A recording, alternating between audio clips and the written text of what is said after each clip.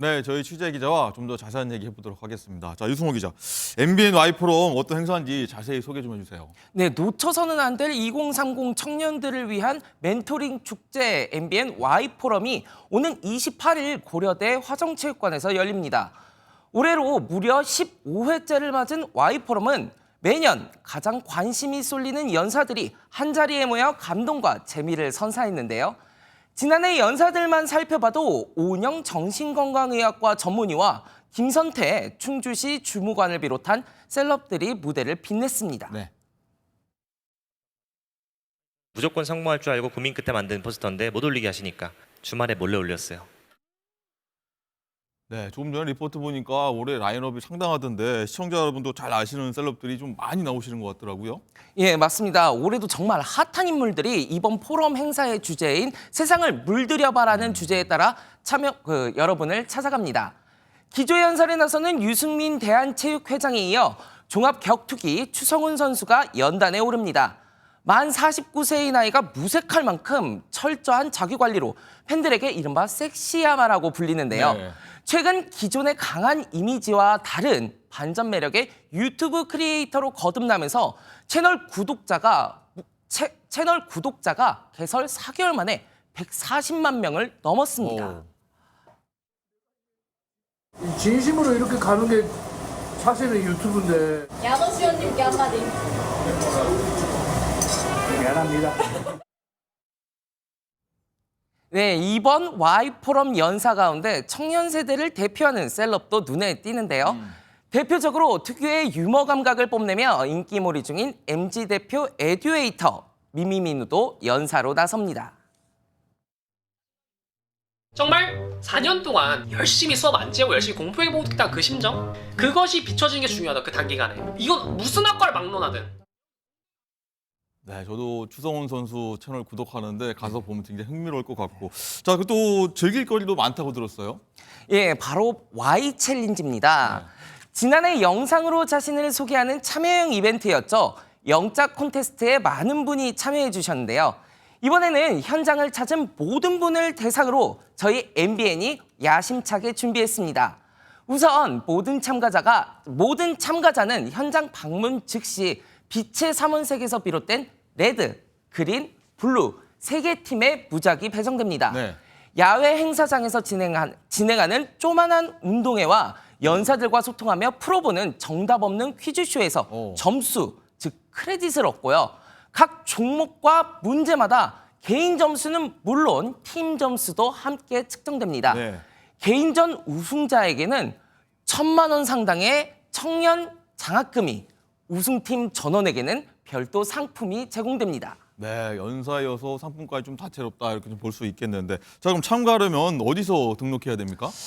예, 현재 등록 완료 이벤트가 진행되고 있는 사전 등록 공식 홈페이지를 통해 진행 중이고요. 네. 행사 당일 현장에서도 등록할 수 있습니다. 재미와 유익함을 한꺼번에 얻을 소중한 기회, 연인 친구 할 것 없이 오셔서 마음껏 즐기시길 바랍니다. 특별 공연을 선보일 힙한 불교의 선두주자 유진 스님도 여러분을 기다리고 있습니다. 네. 갈까 말까 고민할 때 그냥 저질르세요. 본인의 삶의 전환이 되는 그런 기회가 있을 수 있기 때문에 꼭 모시는 게 좋을 것 같습니다. 예, 특히 이 방송을 지금 보고 계시는 부모님들, 아들, 딸, 손주들에게도 꼭 알려주시고요. 네. 자세한 내용은 MBN Y포럼 홈페이지에서 확인할 수 있습니다. 네, 보니까 이번 달 28일, 그러니까 금요일이던데 봄 맞은 주말 맞아서 좋은 시간이 될 것 같다는 생각이 듭니다. 알겠습니다.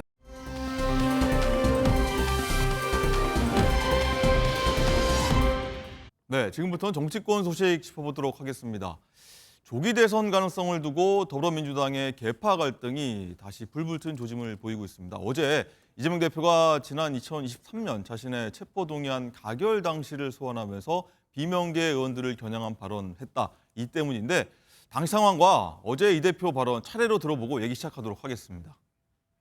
국회의원 이재명 체포동의안은 가결되었음을 선포합니다. 제 나라 국민이 제 나라를 팔아먹었듯이 같은 당 국회의원들이 자기 당 대표를 팔아먹었습니다. 적과의 동침입니다.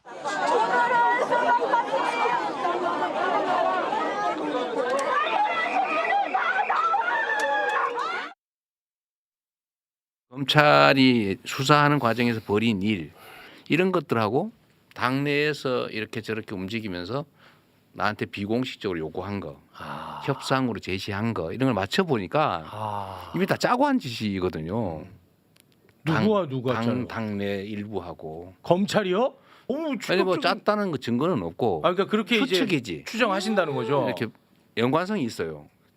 타임이 6월 달에 누군가를 만났는데 그분이 저한테 사법 처리될 거니까 당 대표를 그만둬라.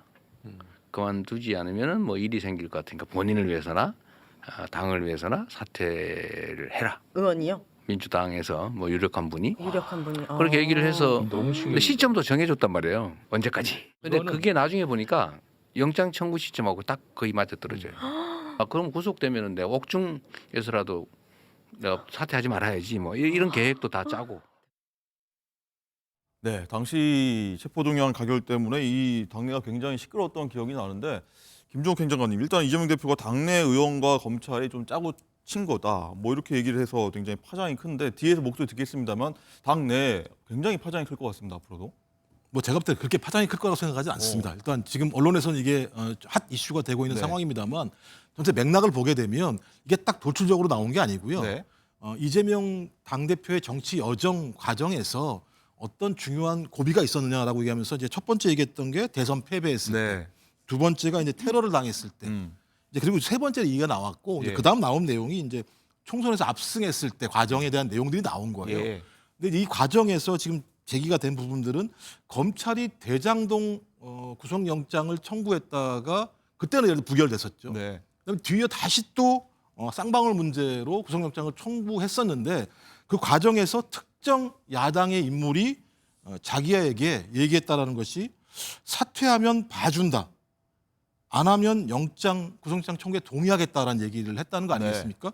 그러니까 예를 들면 사퇴하면 봐준다라고 하는 얘기와 관련해서 이 얘기는 검찰의 구속영장을 갖다가 예를 들면 본인이 봐줄 수도 있다라고 들릴 수 있는 측면들이 분명히 있는 거잖아요. 네. 그런 측면에서 이 특정 인물이 검찰과 이런 부분들을 공유한 게 아닌가라는 생각이 들었다라는 얘기를 한 것이고 네. 이 두 가지가 공교롭게도 구속영장과 결부가 되더라. 그때는 잘 몰랐는데 나중에 이 두 가지 시점을 찾아보니까 야 이거 아무래도 뭔가 둘 간에 검찰과 그 특정 인물 간에 이 부분에 대해서 얘기를 나눈 거 아니야라고 하는 확신이 들더라라고 얘기를 했었고 이 부분과 관련해서 내부에서 상당히 많은 당원들이 분노했었고 그 분노가 총선 경선 과정에서 저희 이런 어떤 부분들로 모습을 드러낸 후보들을 탈락을 시켰다라고 하는 과거 완료형 얘기를 한 거예요. 예. 근데 이제 지금 이 얘기를 하니까 오히려 왜 통합 과정에서 이런 얘기를 통해서 분란을 일으키느냐라고 하는 주장이 나오는 건데요. 그러니까요. 제가 말씀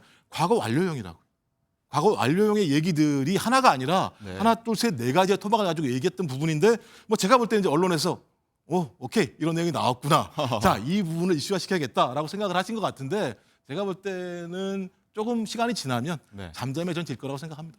네, 강전혜 대표님. 일단은 그래도 다 과거 완료로 다 끝난 얘기다고 하지만 일단 묻고 갈 얘기도 있을 것 같은데 이렇게 되면은 비명계랄지 약간 통합하는 데 있어서 장애 혹은 문제가 생기지 않을까 이런 것도 고려를 했어야 되지 않나 싶기도 하고요. 이재명 대표의 사법 리스크 자체가 여러 가지가 있기 때문에 완료형이 전혀 아니기 때문인 것이죠. 저는 지금 이 이야기 한 것이 3월 26일에 항소심 선고 있지 않겠습니까? 지금 당내에서도 항소심에서도 당선 무효 이제 만약에 직을 박탈하는 벌금 100만 원 이상이 나오는 경우에 대해서 여러 이야기들이 나오고 있는 것이 사실이죠. 그렇다면은 지난번 영장실질심사 체포동의안 가결에 있어서 그게 23년 9월이었었거든요.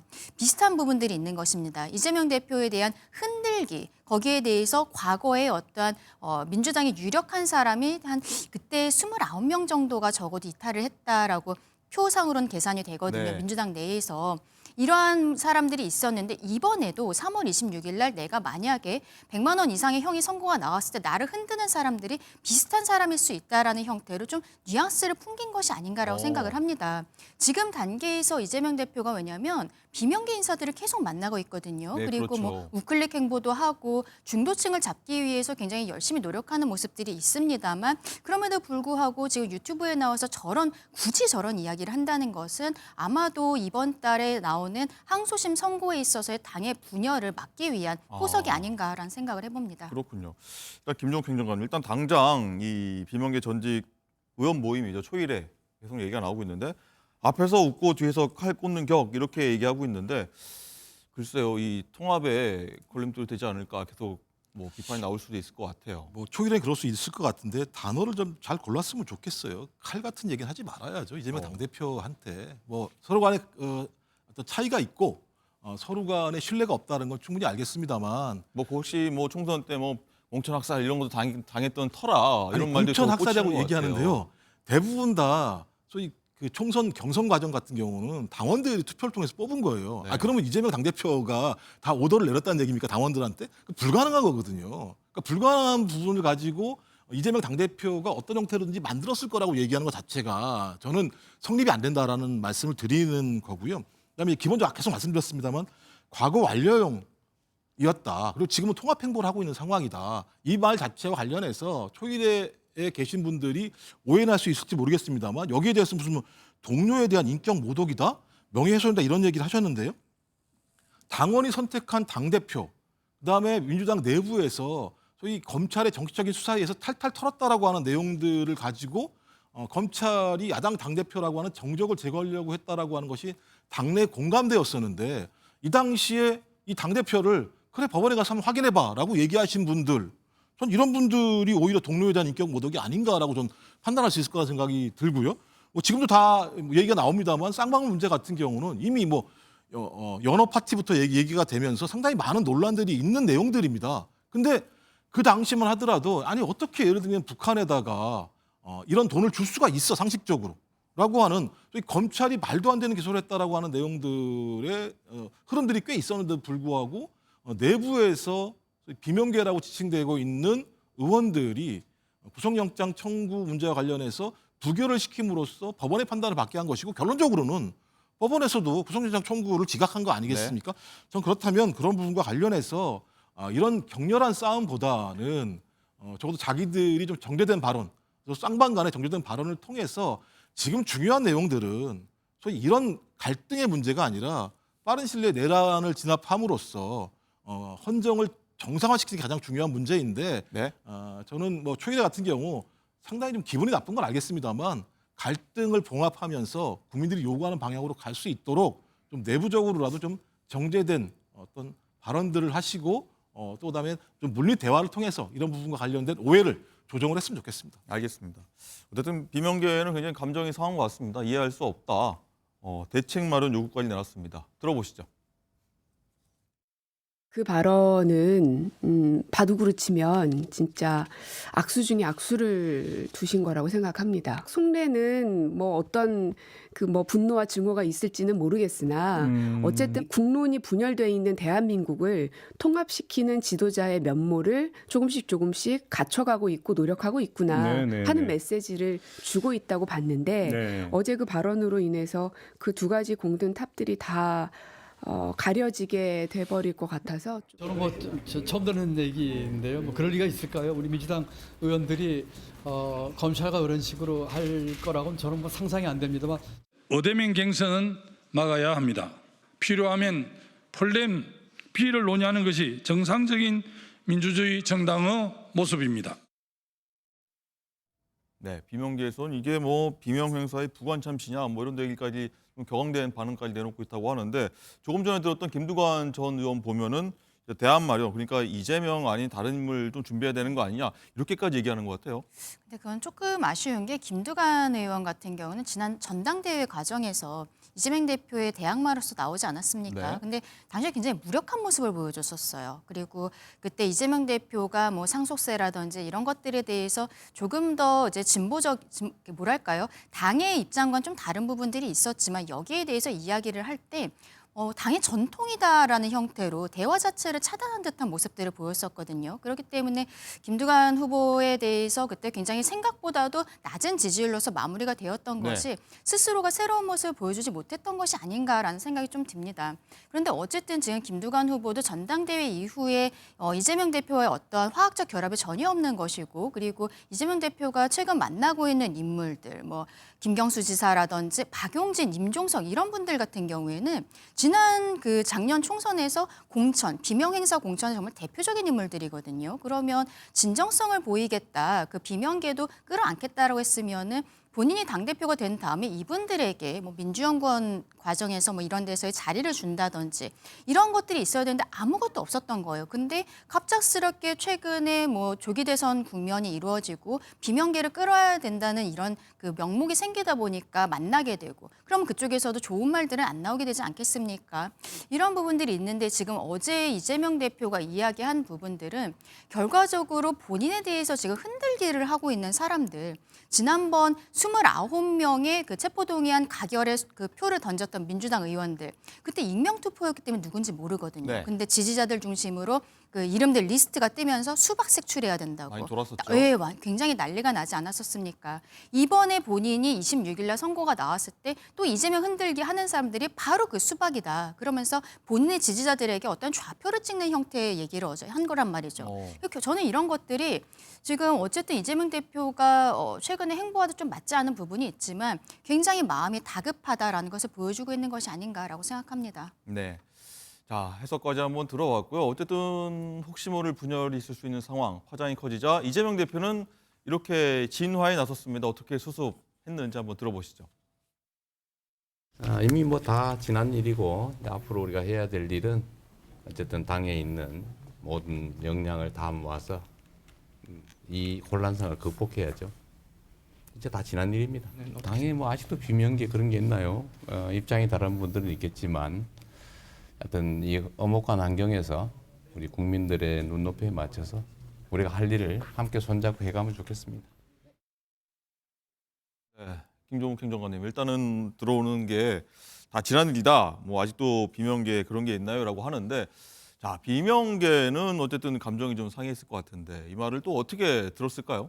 일단 제가 계속 말씀드립니다만 과거 완료형 얘기입니다. 네. 그러니까 그 총선 이전에 이 문제와 관련해서 논란이 있었고 실제적으로 당대표가 법원까지 가서 구속영장이 적합한지에 대해서 판단까지 받게 되는 과정이 벌어지게 되면서 당이 쫙 갈라지는 사태가 벌어졌었다. 근데 그 이후에 총선 경선 과정에서 당원들 같은 경우는 당대표를 그렇게 가결시킨 사람에 대해서 경선에서 응징투표를 통해서 가른 거 아니냐.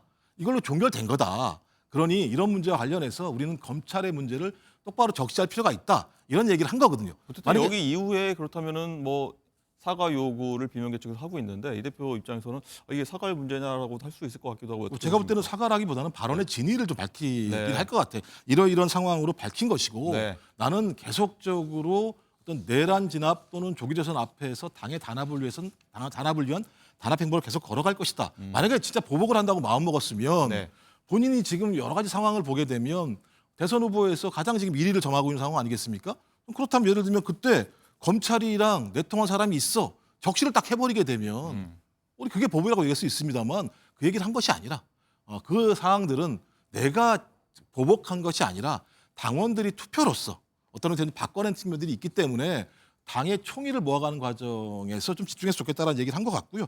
전 그래서 제가 볼 때는 앞으로 통합 행보를 하면서 사실관계에 대해서만 설명을 할 것입니다만 이걸 사과를 한다? 어떻게 사과를 하죠? 예를 들면 제 발언이 매우 문제가 있습니다.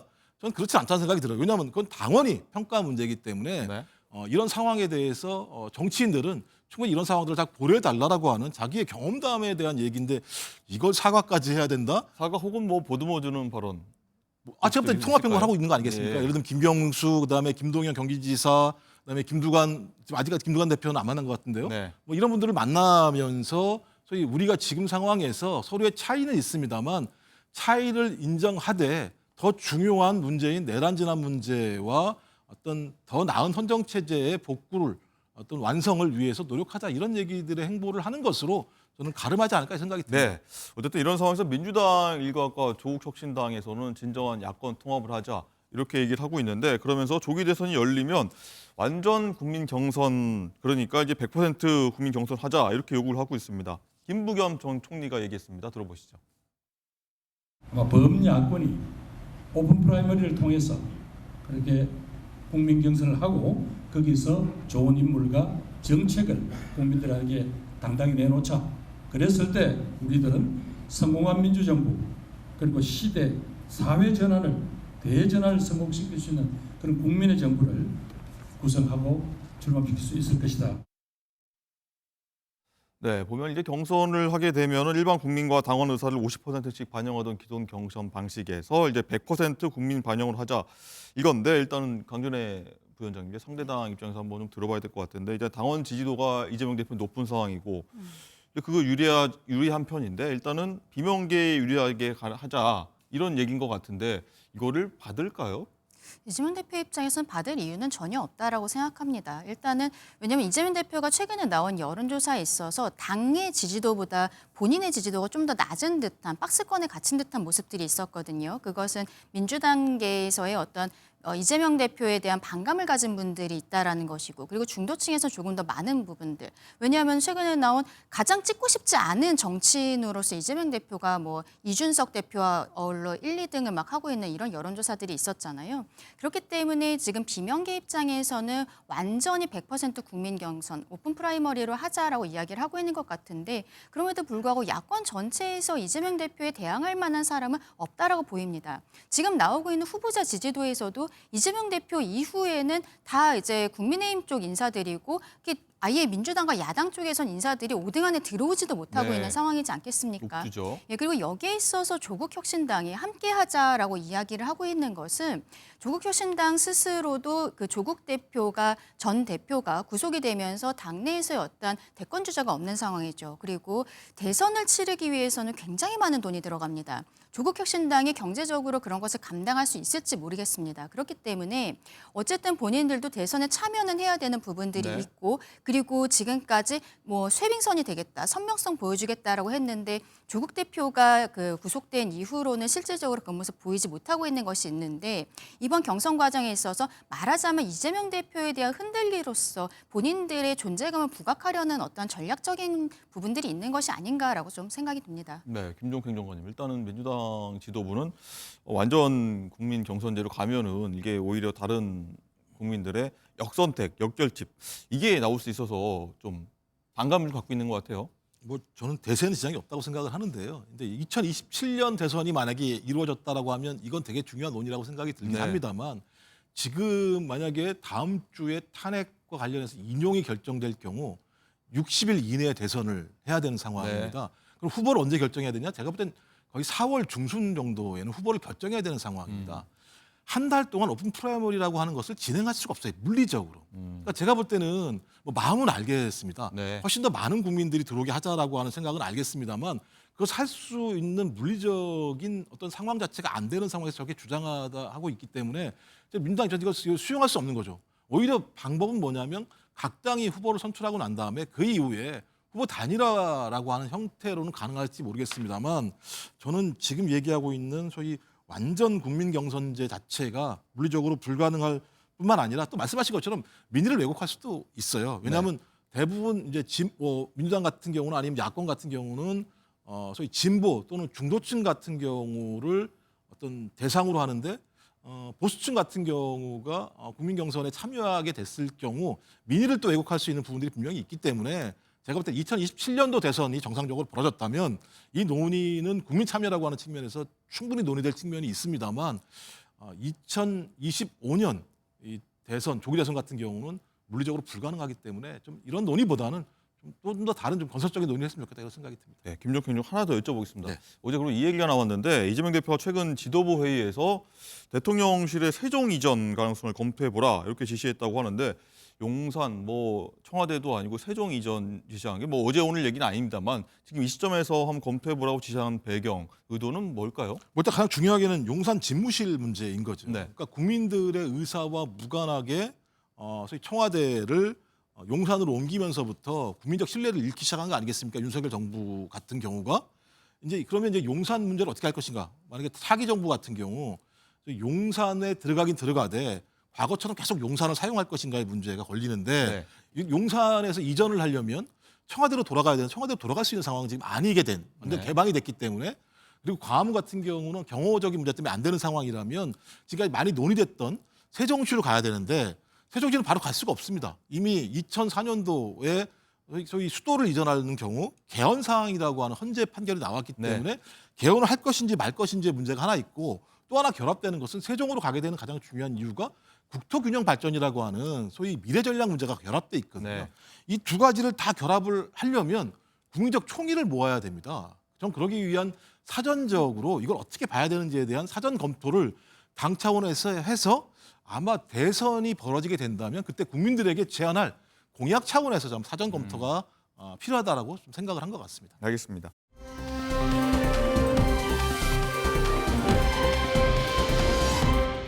그리고 현장 행보를 늘리는 여권 잠룡들 몸짓 큐에 나서고 있다. 매일같이 저희가 전해드리고 있는데 어제는요 알려졌다시피 한동훈 전 대표, 국민의힘 한동훈 전 대표가 이제 어제 홍대에서 북 콘서트 열고 2달 만에 공식 석상에 나섰습니다. 그 모습 한번 보도록 하시죠.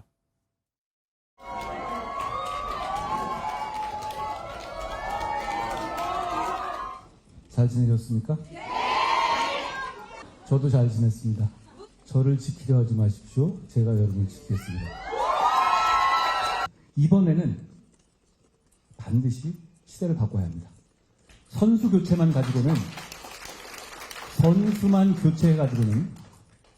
우리는 더 잔인해지고 더 표독스러워질 겁니다. 그리고 그 과정에서 우리의 진짜 중요한 문제들은 모두 숨겨지게 될 것이고 우리는 역사의 뒤안길로 뒤처지게 될 겁니다. 그렇기 때문에 선수 교체가 아니라 시대 교체를 꼭 해야 한다는 말씀을 드리고 싶었습니다. 네, 강준희 대변인. 일단 뭐 지지자들이 모였으니까 뭐 큰 환호가 있다는 거 당연하겠지만 어쨌든 분위기 굉장히 좀 큰 거, 좀 높아, 열렬하다 이렇게 좀 볼 수 있을 것 같고 지금 얘기한 거 보니까 이 선수 교체가 아니라 시대 교체해야 된다 얘기한 거 보면은 뭐 대선이 결정된다고 하면 대권 나서겠다라고 공식적으로 좀 발표한 거라고 봐야 되겠죠. 그렇죠. 이미 뭐 개헌에 대한 이야기를 하면서 본인이 대통령이 되었을 때는 3년만 대통령을 하겠다는 형태의 이야기도 나오지 않았습니까? 그동안에도 4년 중임제로서 개헌해야 된다는 이야기들이 있었는데 총선과의 시기를 맞추기 위해서 만약에 올해 대선이 이루어진다면 본인 3년만 하겠다 이런 이야기들을 하고 있죠. 그리고 어쨌든 본인이 당대표에서 내려오는 과정에 있어서 비자발적인 부분들이 있었고 돌아오겠다고 이야기를 했기 때문에 한동훈 대표가 이런 형태로 지금 무렵에 돌아올 것이라는 것은 당에서나 그리고 우리 국민들께서 대부분 예상을 하셨던 상황이었다라고 봅니다.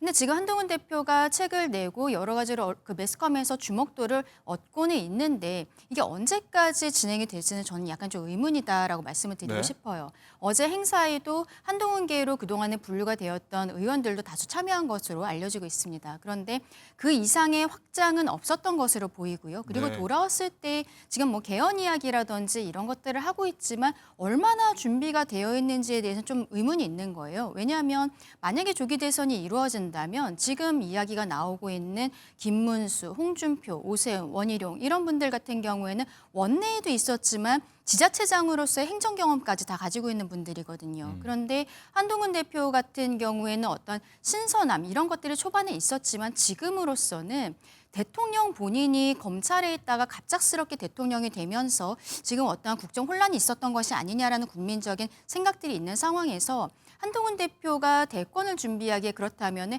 행정 경험이라든지 원내 경험은 당연히 없는 것이고 이게 얼마나 있는지에 대해서 의문인 거예요. 그렇기 때문에 어제 행사에서는 사실상 만약에 제가 한동훈 대표의 그 참모였다면 행정 경험이나 이런 좀 경험들이 많은 아니면 당의 원로라든지 이런 분들을 초청해서 함께 있는 모습을 좀 보여줬으면 좋지 않았을까. 그러면은 당원들이나 국민들께서 보시기에 아, 한동훈이 어떠한 조금 더 확장적인 행보를 보이고 있구나라고 생각하실 수 있을 것 같은데 어제는 뭐 그동안의 인사들 이외에는 다른 분들은 없던 것 같아서 좀 아쉬움이 있다 말씀드리고 싶습니다. 알겠습니다. 자, 그리고 지금 아래 속보가 나가고 있는데 이 포천에서 경기도 포천에서 민가에 포탄이 떨어졌다고 합니다. 오발탄으로 추정이 돼서 7명이 부상이고 현재 주책 주택 두 채가 파손됐다는 속보가 들어와 있습니다. 군인 등 중상 4명이 있고요. 자, 큰일이 좀 아니길 바라겠고요. 저희가 기자가 전화 연결로 속보 준비 중이니까 자세한 소식 한번 잠시 뒤에 전해드리도록 하겠습니다. 큰일이 아니길 바라겠습니다. 자, 얘기 이어가도록 하겠습니다. 김종혁 행정관님, 어제 한동훈 대표 북콘서트에 보니까 말씀하신 대로 현역 의원은 15명 정도였는데 앞서 보면 김문수 장관과 오세훈 시장 때 보면은 40-50명 정도가 모였었거든요. 아직은 좀 새가 좀 아직이랄까요? 예전에 비하면 새가 좀 줄은 모양새긴 해요. 제가 볼 때 뭐 새가 줄었다기보다는 원래 새가 없었다라고 봐야 되는 게 맞는 거죠. 뭐 왜냐하면 이제 친한계로 지칭되는 의원들 자체가 원래 많지 않지 않았습니까? 그리고 거기 핵심적이었던 의원들 같은 경우는 지금 오히려 친한계와 거리를 두는 상황들의 모습들을 보이고 있기 때문에 저는 기본적으로 한동훈 전 당대표 같은 경우는 당의 분열 요인이 될 거라고 저는 계속 말씀을 드려왔습니다. 두 가지 태도의 문제인데요. 하나는 계엄에 대한 태도, 하나는 윤석열 대통령에 대한 태도 문제입니다. 본인은 일관되게 계엄 문제는 위헌적이고 위법적이다라고 분명히 얘기를 했었고요. 그다음에 이 계엄을 선포한 사람이 윤석열 대통령이기 때문에 그러니까 윤석열 대통령과 계엄 문제에 대해서 매우 비판적인 입장이 있습니다만 국민의힘 같은 경우는 당 대표나 원내대표 같은 경우는 계엄은 불법이나 탄핵은 하지 말아야 된다라고 하는 기괴한 논리들을 계속 주장하고 있는 상황이고요. 주류로 얘기된 아까 말씀드렸던 김문수 장관 행사에는 한 60명 정도가 왔었고 오세훈 서울시장 행사도 제가 40여 명 넘게 왔던 걸로 알고 있는데 이런 분들 같은 경우는 소위 계엄이 정당하다고 주장하는 측면도 분명히 있단 말이에요. 그래서 이런 상황들이 있을 때 주류 자체의 입장들은 한동훈 전 당대표와 반대의 입장에 있다. 그럼 당 주류가 반대하고 있는 상황이고 윤석열 대통령과 용산 핵심 또 윤석열 대통령을 지지하는 층들이 반대하고 있는 한동훈 전 당대표가 내부 경선들을 통과할 수 있을 것인가라는 측면들이 있고요. 또 이 문제는 또 얘기 안 해요. 그러면서 갑자기 처음 들고 나온 게 3년 임기 단축 개헌 문제를 들고 나왔습니다. 근데 지금 중요한 문제는 임기 단축 문제가 중요한 게 아니라 소위 조기 대선을 가져오게 됐던 소위 내란 또는 국민의힘이 주장하고 있는 비상계엄 문제에 대한 명확한 입장을 밝혀야 되는데 이 문제에 대해서 또 애매한 태도를 취하면서 오히려 윤석열 대통령을 지지했던 지지층들에 대해서 미안하다는 얘기를 하고 있는 상황입니다. 저는 이런 애매모호한 태도를 가지고는 국민적 지지를 얻기 어렵다는 생각이 들기 때문에 기존에도 마찬가지, 지금도 마찬가지입니다만 본인이 정치적인 어떤 생존을 위해서 본인이 시대 교체를 얘기함에도 불구하고 시대 교체에 부합되지 않은 발언들을 하고 있기 때문에 앞뒤가 안 맞는다. 저는 그래서 알겠습니다. 미래가 쉽지 않을 거라 생각이 듭니다. 네. 자, 한동훈 전 대표는 또 이재명 대표를 향해서 날선 공격을 하기도 했습니다. 어떤 얘기인지 한번 들어보시죠. 만약에 제가 이재명 대표 같이 저런 사법 리스트를 가지고 만약에 대통령이 됐다고 생각해 보십시오. 법을 바꿔서 나에 대한 범죄는 죄가 안 되게 바꿔버릴 거다라고 제가 그럴 것 같습니까? 저 정치 세력은 그 믿음이 없습니다. 그러니까 현재 대한민국에서 가장 위험한 사람이라고 제가 감히 말씀드리는 것이다. 네, 김종혁 행정관님. 자유민주주의에서 대단히 위험한 사람이다라고 이재명 대표를 겨냥을 했네요. 오죽 한동훈 전 당대표는 법무부 장관 때부터 계속 그냥 이재명 당대표를 공격하는 것이 저격수입니다. 일관성이 있기 때문에요. 그러니까 자유민주주의에서 대단히 위험한 사람은 지금 누구라고 생각할까요? 시대교체를 얘기했는데 본인이요? 윤석열 대통령이라고 생각하지 않을까요? 비상계엄, 불법적인 비상계엄을 통해서 국민기본권, 그다음에 국회에 군대를 투입했고 선관위에 군대를 투입한 분이지 않습니까? 그렇다면 오히려 윤석열 대통령에 대해서 더 많이 비판해야 되는 것 아니겠습니까? 그다음에 또 하나, 서부지법 난입 폭동을 일으킨 이런 폭동자들에 대해서 이것을 옹호하고 있는 국회의원들 비판 한마디 제대로 안 하고 있는 상황이지 않습니까? 그다음에 정광훈 목사 헌재를 해체하자고 얘기했지 않습니까? 전한길 일타 강사 헌재를 가로로 만들자. 서천호 의원 처부수자. 이런 분들이 실제적으로 자유민주주의에 대한 대단히 위험한 사람들이잖아요. 이재명 당대표가 헌재를 부수자고 가로로 만들자고 얘기한 적이 있습니까? 그러니까 제가 볼 때는 우선순위가 다른 거예요. 알겠습니다. 본인이 이렇게 얘기함으로써 소위 이재명 한동훈이라고 하는 프레임을 만들려고 한다는 생각은 좀 분명히 듭니다만 그 이전에 국민의힘에서 1등 하시라니까요. 제가 말씀드리는 건. 네. 그래야지만 이재명 한동훈 프레임이 만들어져요. 여기를 극복하고 빨리 오셔라. 그다음에 이런 주장을 하시면 제가 뭐 이해를 할 수 있다. 알겠습니다. 자, 강정현 대변인, 일단은 이재명 대표뿐만 아니라 한동훈 대표가 친윤계도 겨냥을 했습니다. 보니까 이제 대통령 자주 만나고 자랑했던 분들이 윤 대통령에게 직언을 했어야 했다. 친윤계 반발도 있을 것 같아요. 저는 한동훈 전 대표가 이 이야기를 한 것은 본인 얼굴에 침뱉기였다라고 생각을 합니다. 왜냐하면 본인이 어떻게 보면 윤석열과 가장 가까운 사람이었기 때문에 이 자리까지 올 수 있었던 것이거든요. 뭐 법무부 장관을 하게 되고 그리고 갑작스럽게 비대위원장으로 오게 된 부분. 그것은 대통령이 아니었으면 할 수 없던 일이었던 것이죠. 그리고 그 이후에 전당대회에서 63%라는 압도적인 지지율로서 당선이 되긴 하였습니다만 그때 이미 대통령과의 관계가 총선 과정에서 좀 삐끗삐끗하다는 것에 대해서 국민들께서 우려하시기도 했습니다. 그런데 전당대회에 당선되자마자 대통령과 만찬을 하면서 다시 좀 화합한 듯한 모습들도 보였었죠. 그리고 네. 본인도 대통령과 함께 잘 하겠다라는 형태로 계속 전당대회 과정에서도 당원들께 어필을 하지 않았습니까? 근데 그 이후에 본인이 당대표가 되고서 대통령과 돌아올 수 없는 강을 건너버린 거예요. 그런데 지금 남일 이야기 하듯이 이렇게 대통령 자주 만나고 자랑했던 분들이 대통령에 직언했어야 한다라고 이야기하는 것은 본인이 당대표로서 무엇을 했는가 여기에 대해서 먼저 이야기를 하는 것이 맞지 않나라고 생각하고요. 네. 이것은 완전한 실언이었다라고 생각합니다. 알겠습니다. 자, 지금 속보 자막에 나가고 있는 것처럼 경기도 포천 노곡리입니다. 군폭탄 오발 추정 사고가 일어나서 사상자가 좀 나온 것 같습니다. 주택이 좀 파손됐고요. 저희 취재 기자 연결해서 한번 자세히 살펴보도록 하겠습니다. 자, 이승민 기자, 자세히 좀 전해주시죠. 네, 군포탄 오발 사고로 추정되는 사고가 발생한 건 오늘 오전 10시 5분쯤입니다. 경기도 포천시 이동면 노곡리 마을에 폭탄이 떨어진 것으로 추정되는데요. 소방당국에 따르면 지금까지 이 사고로 4명이 중상을 입는 등 모두 7명이 다친 걸로 파악됐습니다. 또 교회 한 동과 주택 2채가 일부 파손된 걸로 확인됐습니다. 주택이 파손되면서 다수의 이재민들이 발생한 것으로 전해지고 있습니다. 소방당국은 군부대 훈련 중 전투기 폭탄이 오발로 인한 사고로 발생한 것으로 추정하고 대응 1단계를 발령했습니다. 군 당국도 경위 파악에 나섰는데요. 오늘 포천 승진과학화학 훈련장에서는 한미연합 연습 자유의 방패 훈련 시작에 앞서 공중지상 전력이 대거 참여하는 실사격 훈련이 진행됐습니다. 한국 육군의 K2 전차, 자주포, 아파치 공격 헬기 등 군장비 150여 대가 투입됐습니다. 공군 전력으로는 F-35와 F-15 등 전투기들이 출격해 공대지 폭탄을 투하했습니다. 육군과 공군은 오발 가능성이 있다고 보고 경위를 조사하고 있습니다. 지금까지 국방부에서 전해드렸습니다. 네, 큰 피해 없기를, 큰 사상자, 부상자 없기를 바라겠고요. 자세히 들어온 소식은 더 알려드리도록 하겠습니다. 자, 대담 이어가도록 하겠습니다. 자, 일찌감치 이 차기 대선 선언한 홍준표 대구시장 그리고 오세훈 서울시장은 한동훈 전 대표의 복귀 무대에 어제 강도 높게 비판을 했습니다. 들어보시죠. 당을 이래 망쳐놓고 양심이 있어야지.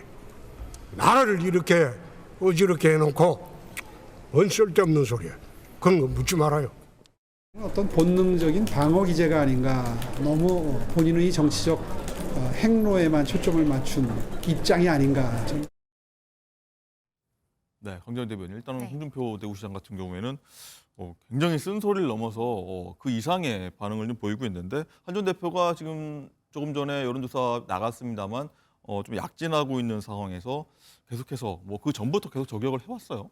그렇죠. 한동훈 대표에 대해서는 과거에서부터 홍준표 시장은 마음에 들지 않는다. 그리고 어떻게 보면 윤석열 대통령과 같이 맞묶어서 좀 이렇게 안 좋게 이야기한 듯한 모습들도 계속 있었습니다. 네. 한동훈 대표가 돌아왔고 이제 어저께 있었던 북콘서트를 기점으로 해서 아마 활동을 늘려갈 것으로 보이는데 그러면서 당내의 다른 주자들과도 만남을 갖게 되지 않을까라고 생각합니다. 그런데 만남 이전에 지금 다른 주자들 같은 경우에는 한 대표에 대해서 경계한 듯한 모습들이 있는 것이죠. 이게 최근에는 한동훈 대표가 당내에서 김문수 장관 다음으로 2등이 나오게 됐지만 네. 보통은 한 4등 정도 수준으로 나오고 있거든요. 올랐습니다. 예. 그래도 어쨌든 유력 주자로서 나오고 있고 돌아온 것에 대해서 많은 국민들께서 관심을 갖고 계시고 어떻게 보면 당내에서 중도 확장성이 가장 많이 있는 후보라고도 볼 수 있는 부분들이 있지 않겠습니까? 그렇다면은 지금으로서는 한동훈 대표가 돌아온 이후에 본인의 정치적인 행보라든지 그리고 어떠한 입장을 갖고 있는 것인지 아직은 그 완벽하게 얘기가 나오지 않고 있어요. 왜냐하면은 어떠한 부분들에 있어서 뭐 위헌 위법한 계엄이었다라고 선언했던 것, 그리고 뭐 내가 계엄했습니까? 뭐 이런 이야기들 했던 것을 얘기하지 않았는 게 좋았을 것 같다라는 이야기들도 책에 쓰고 있고, 그리고 친윤계 쪽에 좀 특히 지지자들에게 사과한 듯한 모습들을 계속 보이고 있는데 굉장히 애매한 스탠스란 말이에요. 그렇기 때문에 지금 다른 주자들 입장에서는 고와 보일 리는 전혀 없다라고 생각합니다. 네. 그리고 여야 정치 원로들 같은 경우에 최근에 이제 개헌을 하자, 이번 이참에는 무조건 해야 된다, 이런 목소리가 높아가고 있는데, 한동훈 대표도 87 체제의 문을 닫는 구준을 해야 된다며 개헌 얘기를 했는데, 홍준표 시장은 쓸데없는 소리다 이렇게 비판하기도 했습니다. 행정관님. 예, 그 보니까 최근에 보면 이제 원로 정치인 분들 같은 경우가 내란 과정에서 아무 말씀 안 하시다가 갑자기 개헌 얘기가 나오니까 그냥 예를 들면 물 만난 듯이 말씀을 하시고 계세요. 저는 국민적 관심은 개헌에 있다고 생각하지 않습니다. 여기서 좀 여론조사를 갖다가 이렇게 쭉 밝힐 수는 없는 겁니다만 최근 이 부분 관련해서 여론조사 한 게 있습니다. 네. 그러니까 3년 임기 단축 개헌에 대해서 국민 여론이 어떠냐, 대부분 6대3 정도로 반대를 하시고 계신 거예요. 그러니까 국민들이 판단하시는 건 지금 임기 단축이니 뭐니 개헌 문제가 중요한 게 아니라 소위 내란 상황과 관련해서 헌재가 어떤 결정을 할 것인가, 그리고 조기 대선이 됐을 때 국민들의 먹고 사는 민생 회복 문제, 그다음에 지금 무너진 경제를 정상화하는 문제에 집중해야지 정치인들이 자기들 앉아가지고 권력 구조와 관련된 논쟁을 벌이냐라고 하는 것이 저는 국민적 여론이라는 생각이 분명히 듭니다. 그래서 지금 상황을 보게 되면 뭐 저 홍준표 지금 대구시장 얘기처럼 임기 단축 개헌 같은 좀 쓸데없는 소리는 아니라고 생각합니다만 이런 말씀의 흐름은 좀 맞다고 생각이 들긴 하는데, 아까 화면에 나왔던 홍준표 대구시장이나 오세훈 서울시장 같은 경우 지지율이 떨어지는 이유 중에 하나가 뭐냐면 제가 볼 때 명태균 게이트 문제입니다. 네. 명태균 게이트와 관련된 관련성이 있을 거라 생각이 많이 들기 때문에 김문수 장관에게 가지 못하는 지지층들 중에 일부가 한동훈 전 대표한테 가는 상황이거든요. 그래서 지금 소위 김문수 장관 1위 제외하는 후보들 같은 경우는 자기 리스크를 계속 탈피를 해야 됩니다. 그러니까 명태균 게이트와 관련해서 난 아무런 잘못이 없다라는 사실들을 명백히 밝히거나, 네. 아니면 한동훈 전 당대표 같은 경우 자기 입장을 명확히 밝히는 과정들이 있어야 되는데, 저는 그것이 밝혀지지 않는다고 한다면 앞으로도 상당히 많은 어려움에 저는 봉착할 거라고 생각을 합니다. 네. 자, 이 얘기도 한번 해보도록 하겠습니다. 이 국민의힘 친윤계 핵심으로 꼽혔던 삼선의 장제원 전 의원이 성폭력 혐의로 고소당해서 수사를 받고 있죠. 그제 좀 알려진 내용인데, 강진애 대변인, 일단은 장제원 의원이 피해자에게 보냈다는 문자가 공개가 돼서 일단 파장이 일고 있습니다. 더. 그렇습니다. 지금 장제원 의원 입장에서는 초반에 이런 보도가 나갔을 때 사실이 아니다라고 하면서 언론사들에 대해서 고소고발을 하겠다라는 이야기를 했었죠. 그런데 보도하지 말아라 이렇게 얘기했었죠. 그런데 본인이 SNS에 이 상황을 정확하게 밝히면서 일단은 탈당을 하고 본인이 깨끗하게 정리를 한 다음에 돌아오겠다라고 네. 이야기를 하고 있는 상황입니다.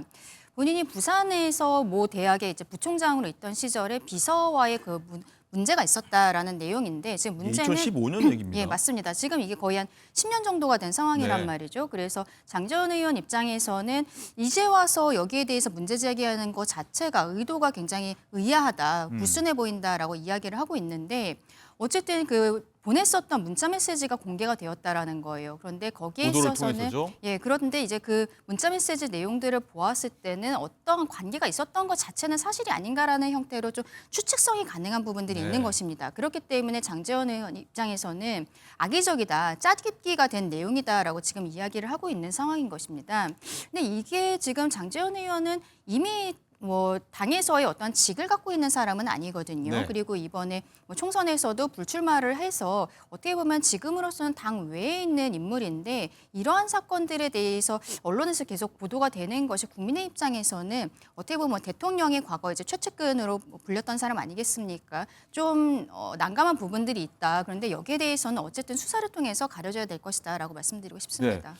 어쨌든 저 문자에 대해서 장제원 의원은 전후 사정을 완전히 배제한 것으로 성폭력 증거가 될 수 없다, 이렇게 반박을 하고 있는데, 강지원 대변인 계속 말씀하셨지만 왜 이 시점에 이런 것들이 수사에 들어갈까 하는 부분입니다. 그렇죠. 지금 피해자 측에서 최근에 문제 제기를 한 것으로 보이는데, 그렇다면은 이게 그러니까 지금 장제원 의원 입장에서는 10년 전의 일을 왜 지금 문제 제기를 하냐는 거예요. 그렇기 때문에 이 과정에 있어서의 어떤 흔들기가 있는 것이 아니냐, 이런 얘기들을 하는 것으로 보입니다. 그런데 그럼에도 불구하고 제가 말씀드리는 것은 장제원 의원은 지금 당에서 직을 맡고 있는 것이 아무것도 없거든요. 네. 그리고 현직 의원도 아닌 상황입니다. 그렇다면은 어떠한 뭐 국민의힘을 흔들기 위해서 이러한 뭐 피해자가 갑작스럽게 고소를 했다거나 이렇게 보기에도 좀 무리가 있지 않나라는 생각들이 들고 어떤 개인적인 관계들이 있는 것이 아닌가, 좀 풀리지 않는 부분들이 있었던 것이 아닌가라고 생각합니다. 네. 어쨌든 이 화면, 조금 전 화면 그래픽 한번 띄워주시면 좋을 것 같은데 사건 개요 한번 볼 텐데 일단은 2015년의 일이고 보신 대로 장제원 의원 일행이 A씨 선거 관련 프로필 촬영 후 뒤풀이 갔었고 뒤풀이 후에 한 호텔 와인바로 이동했고 A씨가 그 이후에 기억이 없다라는 취지로 경찰에 진술을 한 겁니다. 그다음에 문자 내용 공개된 거는 당일이었나요? 다음 날이었나요? 다음 날인가요? 아침 8시 40분에 통화 좀 하자.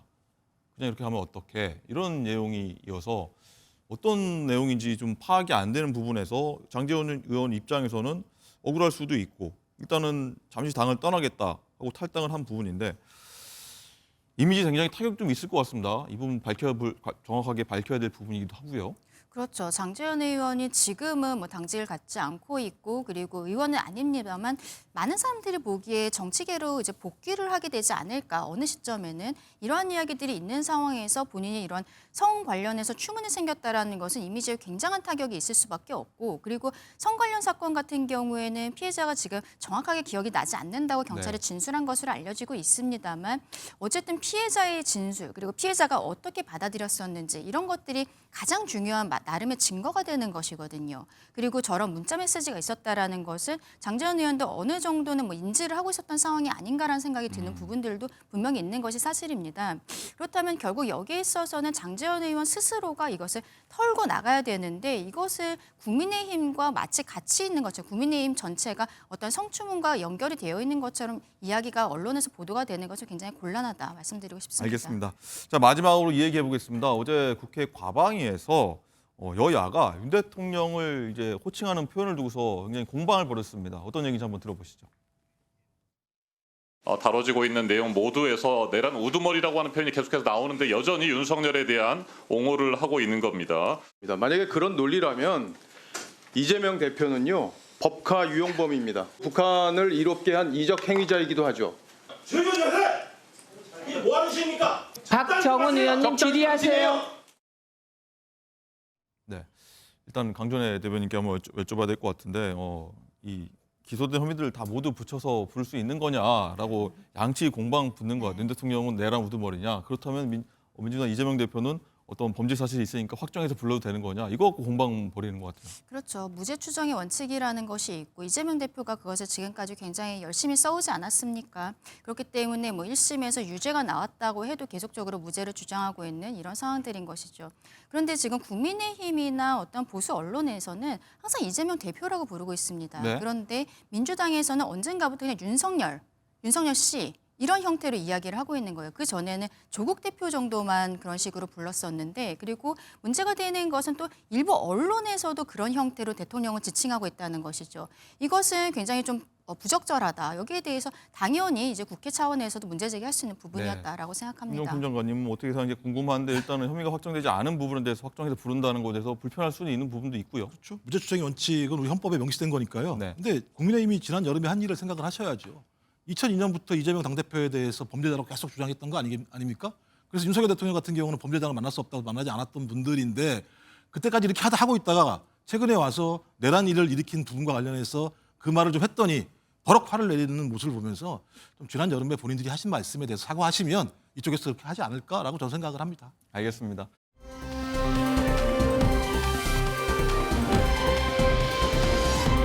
경기도 포천 노곡리입니다. 군폭탄 오발 추정 사고가 일어나서 사상자가 좀 나온 것 같습니다. 주택이 좀 파손됐고요.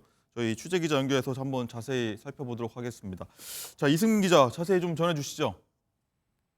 네, 군포탄 오발 사고로 추정되는 사고가 발생한 건 오늘 오전 10시 5분쯤입니다. 경기도 포천시 이동면 노곡리 마을에 폭탄이 떨어진 것으로 추정되는데요. 소방당국에 따르면 지금까지 이 사고로 4명이 중상을 입는 등 모두 7명이 다친 걸로 파악됐습니다. 또 교회 한 동과 주택 2채가 일부 파손된 걸로 확인됐습니다. 주택이 파손되면서 다수의 이재민들이 발생한 것으로 전해지고 있습니다. 소방당국은 군부대 훈련 중 전투기 폭탄이 오발로 인한 사고로 발생한 것으로 추정하고 대응 1단계를 발령했습니다. 군 당국도 경위 파악에 나섰는데요. 오늘 포천 승진과학화학 훈련장에서는 한미연합 연습 자유의 방패 훈련 시작에 앞서 공중지상 전력이 대거 참여하는 실사격 훈련이 진행됐습니다. 한국 육군의 K2 전차, 자주포, 아파치 공격 헬기 등 군장비 150여 대가 투입됐습니다. 공군 전력으로는 F-35와 F-15 등 전투기들이 출격해 공대지 폭탄을 투하했습니다. 육군과 공군은 오발 가능성이 있다고 보고 경위를 조사하고 있습니다.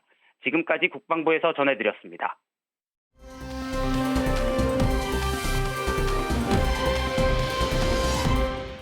라이브픽입니다. 한국 전통가요계의 전설 가수 이미자 씨가 66년 연예계 생활 은퇴를 시사했습니다. 동백아가씨, 여자의 일생, 섬마을 선생님 등 숱한 히트곡을 포함해 2,500여 곡을 발표하며 66년간 전통가요의 뿌리를 지켜온 이미자 씨. 어제 가진 공연 기자간담회에서 노래를 할 수 없을 때 그만두는 것이 낫지 않나, 은퇴라는 말 대신 이번 공연이 마지막이라는 말씀은 드릴 수 있을 것 같다 전하며 가수 인생의 마침표를 찍는 듯한 발언을 했습니다. 이미자 씨는 그동안 엘레지의 여왕으로 불리며 한국 전쟁 후 고달팠던 시대상을 노래해 많은 이들의 슬픔을 달래왔는데요. 다음 달 26일과 27일 전통가요 공연 매그리움에서 후배 가수 주현미 씨, 조항조 씨와 함께 고별 무대를 선보인다고 하니까요. 역사의 애환과 함께 쓰여진 이미자 씨의 명곡들을 들으며 마지막에 아쉬움을 달래보는 것도 좋겠습니다. 국내 금값이 오르면서 시세 차익을 노린 금 밀수가 기승을 부리고 있습니다. 세관 직원들이 절단기로 여행용 가방을 해체하자 바퀴 안에 금덩이가 나오고 은으로 보이는 제품을 긁어내니 감춰진 금이 드러납니다. 성행하고 있는 금 밀수 방법 중 하나인데요. 최근 국내 금 시세가 국제 시세보다 1kg당 최대 2,700만 원 높게 형성되는 일명 김치 프리미엄 현상이 일자 시세 차익을 노린 금 밀수가 늘었습니다. 인천공항에서 열흘간 적발된 양만 16.6kg으로 시가 29억 원어치, 중국과 대만, 일본으로부터 대부분 금 밀수를 하고 있는데요. 우리 관세청은 단순 운반도 밀수죄로 처벌받을 수 있다며 여행자와 화물에 대한 집중 단속에 나설 계획이라고 밝혔습니다.